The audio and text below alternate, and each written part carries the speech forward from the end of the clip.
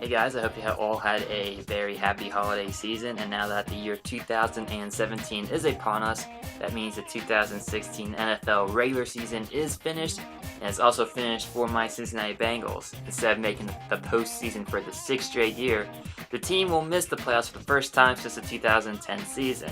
It was a very disappointing year for the team and for its fans, and while it may not hurt as much as last year's playoff debacle, which saw the 12-4 season basically flushed down the toilet, this year's season still left a bad taste in our mouths, but not too bad, as we were kind of prepared based on how the team was performing in the season for this disappointment at the end of it all.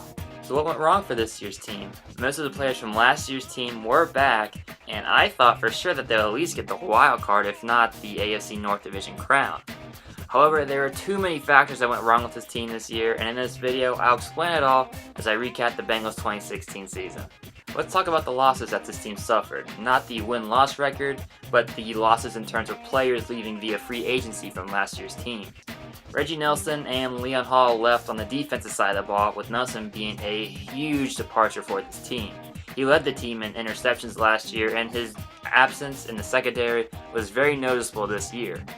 Also on the offensive side, Andy Dalton's two other wide receiver weapons aside from AJ Green in Marvin Jones and Mohamed Sanu both left for more money. Sanu went to the Atlanta Falcons, and Marvin Jones went to the Detroit Lions, with Megatron retiring in the offseason. Jones really never felt that he'd be the number one guy behind AJ Green in Cincinnati, and he left to go be that number one guy in Detroit, and it's paying off pretty well for him considering that Detroit is in the playoffs. But perhaps the biggest loss that the offense suffered in the offseason was the loss of Hugh Jackson. Hugh Jackson was the offensive coordinator who was, in my opinion, a genius on the offensive side of the ball. Last year's Bengals offense was incredible to watch. They were fun, they were explosive, and they scored. This year, however, a completely different story. Ken Zampese took over the role of offensive coordinator after serving as quarterbacks coach once Hugh Jackson left. And his offensive skill set really didn't show on the offensive side of the ball. The team appeared to be more conservative in their approach, and I think it hurt the team when it came to scoring points. While Hugh Jackson had that let it rip and throw everything you have at them mentality, Zampese seemed very conservative, and it was a bit frustrating to watch. We wouldn't see any long bombs as much as we did last year. The running game was pretty much non-existent for the most part this year, and everything just seemed to be a head-scratcher when you saw it play out on the field. Perhaps it might have been Andy Dalton getting used to new wide receivers in Brandon LaFell and Tyler Boyd, or perhaps Tyler Eifert being absent for the first 6 games of the year, but something was missing from this year's offense that I could not really put my finger on it. But when you think about it, the biggest change that the offense had was Ken Zampese, and I gotta think that his offensive game plan did not match well with the players on the field. Another problem that this team had was with the offensive line. They were horrible. It was like a wall of Swiss cheese out there protecting Andy Dalton. It was full of holes, and he was constantly scrambling for his life or being pounded to the ground with a sack. And if your quarterback's being sacked, you can't really throw the ball that well. And if you can't really throw the ball that well, you rely on the run game. But with the offensive line being that bad, the run game didn't really have any blocking. So it was just a constant domino effect that seemed to stem from the offensive line playing so bad. I don't really understand why. They only lost one guy from last year's team, and that was Andre Smith. Everybody else was returning veteran aside from Cedric Ogbuehi and Jake Fisher. They're the two rookies this year, and they did not seem to mesh well with the offensive line at all. They had to constantly rearrange guys to try and give them support, but it didn't work. Dalton was constantly getting sacked, and it was not shaping up well for the offense at all this year. Another problem on the offensive side of the ball was the inability to score in what seemed like the second half for the entire year. I don't know why, but once halftime reached, you knew that the Bengals would not score in the third or the fourth quarter, and it was very frustrating.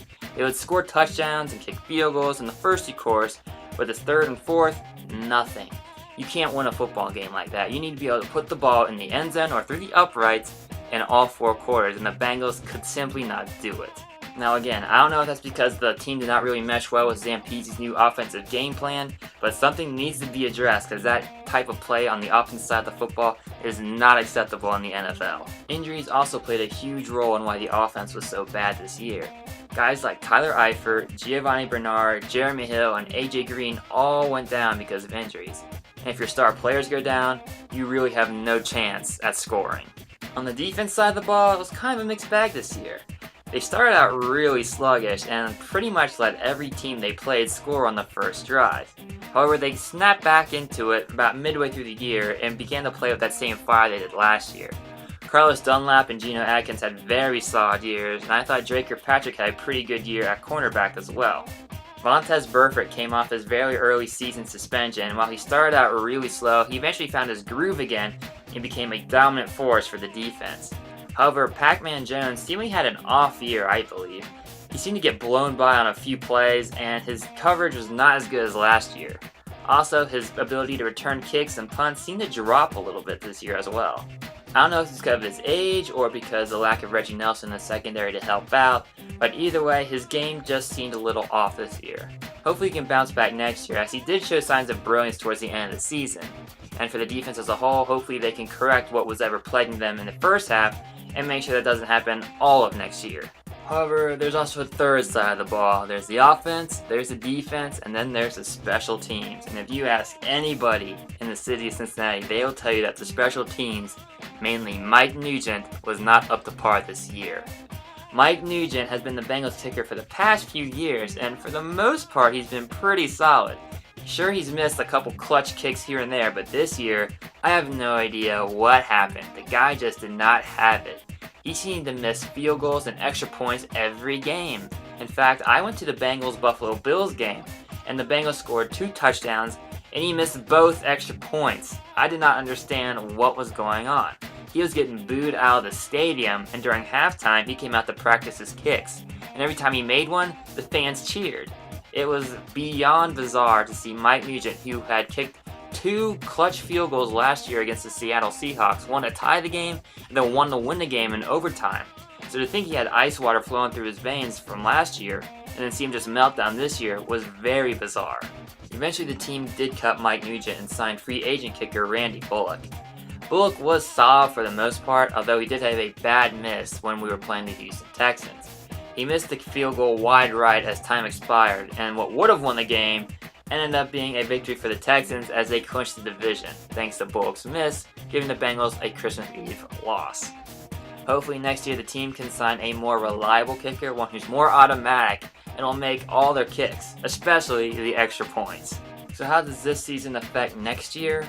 Well, due to their bad record, they will get an early first round draft pick, and hopefully they can pick somebody to help alleviate the pain that was suffered this year.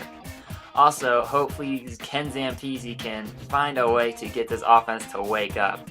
I think he should be more explosive with the ball, similar to Hugh Jackson. Andy Dalton and the rest of the offense seem to thrive in that kind of system, and his conservative type of gameplay this year really hurt the team in my opinion. Also, we got to see what some of the other young players could do in the absence of the stars. With AJ Green being hurt, Tyler Boyd and guys like Cody Core really stepped up and made a name for themselves on the team, so hopefully they could be nice compliments to AJ Green once he comes back next year. The offensive line, on the other hand, really needs help. They could not block anybody this year, and again, I don't know if it's because of Zampese's system or just something missing, but either way, you cannot have that type of blocking next year and be successful. When it comes to the running game, Giovanni Bernard should hopefully bounce back from his torn ACL injury, but Jeremy Hill really needs to step up his game. He didn't really fumble a lot this year, but I feel like his running game suffered because he was focusing on not fumbling. If he just find that right balance, he should be back to his rookie form where he was just tearing up defenses left and right with his amazing running ability.